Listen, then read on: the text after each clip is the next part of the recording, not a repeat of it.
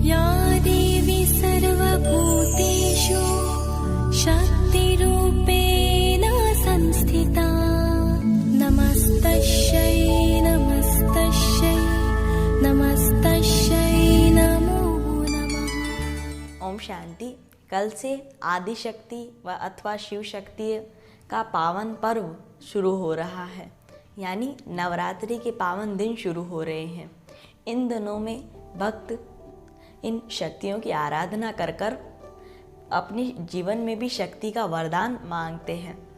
तो अब जैसे कईयों के मन में प्रश्न भी उठता है कि देवियों की पूजा रात्रि में ही क्यों की जाती है। आप देखते हैं कि इन शरीर शक्तियों के कहानियों में, कथा में असुरों का नाम दिया गया है, जैसे कि मधुकंटभ, महिष, धूम्रलोचन, शुभ निशुम, इन सब का नाम दिया गया है। तो आप देखते हैं कि ये असुर कोई वास्तव में नहीं होते हैं, ये जो हमारे अंदर के मनोविकार है, हमारे अंदर की बुराइयां हैं, अपवित्रता है, उन सब का प्रतीक है। तो मधु और कंटक का मतलब क्या होता है? मधु का मतलब होता है काम, मोह और लोभ, और कंटक का क्रोध और अहंकार मतलब होता है। और महिष, महिष का अर्थ होता है भैंस। भैंस तमोगुण और अविवेक का प्रतीक होता है। और धूम्रलोचन, धूम्रलोचन यानी धुएं की आंखें वाला, यानी बुरी दृष्टि वाला, कुदृष्टि वाला। और शुभ निशुंभ यानी ये जो द्वेष और हिंसा का प्रतीक है। तो ये सब असुर जो हमारे अंदर के विकार है वह सब है, ये कोई स्थूल रूप में नहीं है। तो इन सब का संहार इन देवियों को करता हुआ बताते हैं। तो अब जैसे कहते हैं कि इन सब असुरों ने जब इस सृष्टि पर हाहाकार मचा रखा था, तब त्रिदेव के द्वारा इन शक्तियों को उत्पन्न किया गया था। तो आप देखते हैं कि हमने पहले भी समझ लिया था कि मनुष्य ने मध्यस्थ काल में खुद को देह समझ लिया था। तो अब इसका क्या कारण है? क्योंकि बार बार आप देखते हैं कि बार बार आप जिस कार्य को करते हैं उसके स्वरूप में आप समा जाते हैं। तो वैसे ही अब आत्मा होती है अदृश्य, अति सूक्ष्म होती है, लेकिन ये शरीर तो 5 तत्वों का बना गया है, और इसलिए ये तो दिखता है। तो इसलिए बार बार शरीर में आने के बाद और आत्मा के अदृश्य होने के कारण हमने जो अदृश्य है, जो कि हम खुद हैं, वह हम भूल गए हैं। और जो ये शरीर दिखता है, जो कि हम आत्मा का साधन है, उस शरीर को ही खुद समझ लिया है, यानी मैं शरीर हूँ ऐसा समझ लिया है। तो यही गलती हमने स्थापना, पालना और विनाश के कार्य में की है। अब सभी मनुष्य कहते हैं कि ब्रह्मा स्थापना करते हैं, विष्णु पालना करते हैं और शंकर विनाश करते हैं। तो ये क्यों कहने लगे हैं मनुष्य? क्योंकि इन सब के रचयिता होते हैं परमपिता परमात्मा शिव। परमपिता परमात्मा शिव इन तीनों देवताओं के द्वारा स्थापना, पालना और विनाश का कार्य कराते हैं। लेकिन अब मनुष्य ने जो अपने को देह समझने में गलती कर दी थी, वही गलती यहाँ पे भी कर दी है। क्योंकि जैसी आत्मा है वैसे ही परमात्मा होते हैं, वह भी अदृश्य है, वह भी अति सूक्ष्म है। लेकिन अब कई मनुष्य समझेंगे अति सूक्ष्म है परमात्मा, तो उनमें कोई शक्ति नहीं है। तो जैसे कि अणु के बारे में कहा जाता है कि अणु जितना सूक्ष्म होता है ना ही वह शक्तिशाली होता है। तो परमात्मा तो अणु से भी अति सूक्ष्म है, तो वे कितने शक्तिशाली होंगे।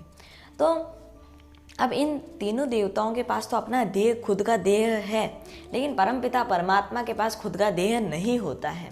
इसलिए परमात्मा का नाम जो कि इन तीनों देवताओं द्वारा स्थापना, पालना और विनाश का कार्य कराते हैं, उनका नाम हटा दिया है। तो जब हम चक्र लगाते लगाते जब कलयुग के अंत में पहुंच जाते हैं, क्योंकि अब आप देखते हैं किसी चीज़ की आदि है तो उसका अंत जरूर है। परमात्मा ने जब हमें पहले सृष्टि पर भेजा था, जब इस सृष्टि पर सतयुग था, तब सभी चीज़ें अपनी संपूर्ण अवस्था में थी। फिर सीढ़ी उतरते उतरते, जैसे मनुष्य सीढ़ी उतरता है, वैसे ही कला कम होते होते हम नीचे आते गए। सतयुग से त्रेता आया, त्रेता से द्वापर आया, जहाँ हमने खुद को देह समझ लिया। फिर द्वापर से भी कलयुग आ गया, जहाँ अति धर्म ग्लानि होने लगी। तो इस समय परमपिता परमात्मा इन तीनों देवों द्वारा जो कन्याएं हैं, माताएं हैं, उन्हें ज्ञान का कलश थमाते हैं और जो मनुष्य सतयुग में देवी देवता थे जो कि अज्ञान की नींद में सोए हुए थे, क्योंकि जैसे हमारा प्रश्न था कि ये रात्रि की देवियों की पूजा रात्रि में क्यों की जाती है, तो अभी ये वह रात्रि नहीं है जो 24 घंटे में एक बार आती है। ये जो अज्ञान अंधकार में हम कलयुग में पहुंच जाते हैं, ये उस रात्रि का प्रतीक है। क्योंकि आप देखते हैं सतयुग और त्रेता में गुण होते हैं, पवित्रता होती है, तो इसलिए उसे दिन कहा जाता है। द्वापर और कलयुग में जो धर्म ग्लानि होने लगती है, अपवित्रता आ जाती है, अज्ञानता आ जाती है, तो ये जो रात्रि है वह अज्ञान अंधकार का प्रतीक है। तो परमात्मा कन्या और माताओं द्वारा जो सतयुग में देवता थे जो आज इन विकारों के वश हो गए हैं, उन्हें वापस जगाते हैं और जो स्वर्णिम दुनिया में ले जाने लायक बनाते हैं। तो इसलिए बताते हैं कि शक्तियों का उत्पन्न हुआ। तो कईयों के मन में ये भी प्रश्न उठता है कि हम इन शक्तियों को अस्त्र शस्त्र क्यों बताते हैं, हिंसा करता हुआ क्यों बताते हैं? क्योंकि एक तरफ तो हम इनको माँ शब्द से पुकारते हैं और दूसरी तरफ हम ऐसे किसी का संहार करता हुआ बताते हैं। तो अब जैसे कि ये जो असुर है वह स्थूल रूप में नहीं है, वह किसी का प्रतीक है, तो वैसे ही ये जो संहार उन्हें जो उनके हाथ में अस्त्र शस्त्र हैं, क्योंकि परमपिता परमात्मा का नाम होता है शिव। शिव यानी होता है कल्याणकारी, यानी पूरे विश्व का कल्याण करने वाले। तो खुद वह कल्याणकारी है, तो इन शक्तियों के हाथ में अस्त्र शस्त्र क्यों देंगे? तो ये कोई अस्त्र शस्त्र स्थूल रूप की बात नहीं है, ये कोई हिंसा की बात नहीं है। ये सब इन सब के पीछे एक अति गुह्य रहस्य छुपा हुआ है। तो जैसे कि उनके हाथ में सबसे पहले त्रिशूल बताते हैं, वह सद्गुणों से दुर्गुणों का संहार करने का प्रतीक है। आप देखते हैं कि किसी मटके में अगर गंदा पानी भरा हुआ है और अगर हमें उसे निकालना है तो ऊपर से अच्छा पानी डालना होता है। तो वैसे ही अभी पूरी सृष्टि दुर्गुणों के वश है। तो परमपिता परमात्मा आकर हमें सद्गुणों का जल देते हैं ताकि हमारे दुर्गुण निकल जाए। फिर उसके बाद उनके हाथ में तलवार बताते हैं। अभी जो तलवार है वह ज्ञान चिंतन से तीक्ष्ण बुद्धि का प्रतीक है, यानी जब हम ज्ञान का चिंतन करेंगे तभी हम ये जो अज्ञान अंधकार है इसको काट सकेंगे। तो इसलिए तलवार का मतलब तलवार दर्शाई है, ये तलवार ज्ञान चिंतन द्वारा तेज बुद्धि तीक्ष्ण बुद्धि होने का प्रतीक है। फिर उसके बाद उनके हाथ में सुदर्शन चक्र बताते हैं, जिसे सभी सुदर्शन चक्र कह देते हैं, लेकिन इसका नाम स्वदर्शन चक्र है। अब ये स्वदर्शन चक्र स्वयं की पहचान का प्रतीक है, क्योंकि आज सब मनुष्य खुद को भूल गए हैं, इतने दुर्गुण आ गए हैं। तो बताते हैं कि असुरों का गला काटता हुआ बताते हैं। तो हमने असुरों का मतलब तो समझ लिया कि असुर वह नहीं है, स्थूल रूप में नहीं है, ये सब अपने अंदर के मनोविकार है। तो इन मनोविकारों को अगर हमें काटना है, पुराने अपने कर्मों के खातों को काटना है, तो हमें स्वयं का दर्शन करना होगा और इस पूरी सृष्टि का विचार सागर मंथन का चक्र घुमाना होगा, तब जाकर ये सब कटेंगे। फिर उसके बाद उनके हाथ में कमल पुष्प भी बताते हैं। अभी जो कमल पुष्प है वह पवित्रता का प्रतीक है और न्यारापन का प्रतीक है। तो अब देखते हैं कि ये दुनिया आज कैसी अपवित्र कीचड़ समान हो गई है, तो इस अपवित्र दुनिया से न्यारा यानी पवित्र हुए, तो इसलिए उनके हाथ में कमल बताया गया है, ये उनकी पवित्रता को दर्शाता है। फिर उसके बाद उनके हाथ में गदा बताया गया है, तो ये गदा आसुरी वृत्ति की संहार का प्रतीक है। ये जो आसुरी वृत्ति है उसे हमें संहार करना है और अपने अंदर दैवी वृत्ति लानी है। तो उसके बाद फिर उनके हाथ में जो धनुष बाण बताते हैं वह ज्ञान का तीर लगाने का प्रतीक है, क्योंकि आप देखते हैं कि जब हमारे तरकश में तीर होगा तभी जाकर हम तीर किसी को लगा सकते हैं। तो अभी कोई तीर भी कोई स्थूल रूप में लगाने की बात नहीं है। अगर खुद के पास ज्ञान होगा तभी हम दूसरों को ज्ञान का तीर लगा पाएंगे, इसका प्रतीक है।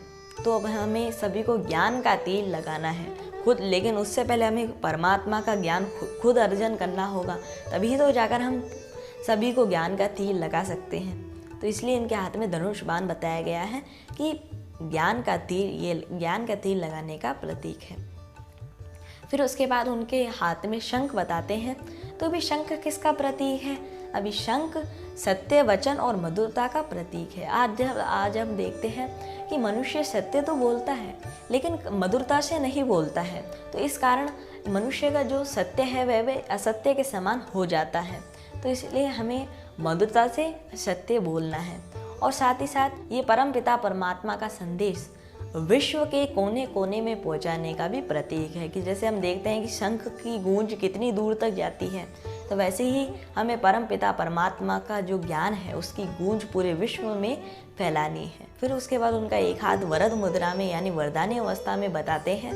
तो अभी वरदानी अवस्था का अर्थ क्या है कि जो आत्मा परमात्मा के ज्ञान से भरपूर हो जाएगी, परमात्मा से एक रस यार लगाने लगेगी, तो उस आत्मा का हाथ भी वरद मुद्रा जैसा हो जाएगा। यानी जो भी उसके पास आए वह उससे कुछ ना कुछ सीख लेकर जाए, चाहे वो उसकी बोली से, वचन से, कर्म से और वाइब्रेशन से, दृष्टि से कुछ ना कुछ सीख लेकर जाए तथा भरपूर होकर जाए। तो इसलिए उनका एक हाथ वरद मुद्रा में बताते हैं। उसके बाद अब जो उनका चेहरा बताते हैं वह संतुष्टता का प्रतीक है। आज हम देखते हैं कि मनुष्य बिल्कुल भी संतुष्ट नहीं रहा है। एक इच्छा मनुष्य की पूरी होती है, मनुष्य दूसरी इच्छा उत्पन्न कर लेता है। तो ये जो इनका चेहरा बताते हैं वह संतुष्टता का प्रतीक है। फिर उसके बाद जो उनका मुकुट बताते हैं वह पूरे विश्व को परिवर्तन करने की जिम्मेवारी का प्रतीक है कि हम ये परमात्मा का कार्य है, हम इसकी जिम्मेवारी उठाएंगे, इस कार्य तभी जाकर हम इस कार्य को संपन्न कर पाएंगे। और जब हम इस कार्य को संपन्न कर लेंगे तब जाकर हमें सतयुग उत्तरेता यानी 21 जन्म के लिए पूरे विश्व के महाराजन महारानी का ताज मिल सकेगा। इसलिए इनका जो ताज है वह पूरे विश्व को परिवर्तन करने की जिम्मेवारी उठाने का प्रतीक है। फिर उसके बाद जो उनकी सवारी है वह क्या बताते हैं, सिंह पर सवारी बताते हैं, शेर पर बताते हैं। तो अब शेर कितना निर्भय होता है, तो ये निर्भय होने का प्रतीक है। तो साथ ही साथ शेर हिंसा का प्रतीक भी होता है। तो जैसे हमने पहले भी जाना था कि देवियाँ कोई हिंसा का प्रतीक नहीं होती है, तो ये जो शेर है उस पर उन्होंने काबू कर लिया है, सवारी कर रहे हैं, यानी हिंसा पर उन्होंने काबू कर लिया, क्योंकि हिंसा भी अवगुणों में से एक है। उस अवगुण पर सवारी कर रहे हैं, यानी उन्होंने उस पर विजय पा ली है। तो आज हमने माता दुर्गा के बहुत सुंदर अलंकारों के बारे में जाना और नवरात्रि का परिचय भी जाना। कल से हम जो नव दुर्गा हैं उनका रहस्य जानेंगे, ताकि हम उनका रहस्य जानकर खुद के जीवन में उसे धारण कर सके और खुद का जीवन भी उनकी तरह बना सके और खुद को भी उनकी तरह बना सके। तो तब तक के लिए ओम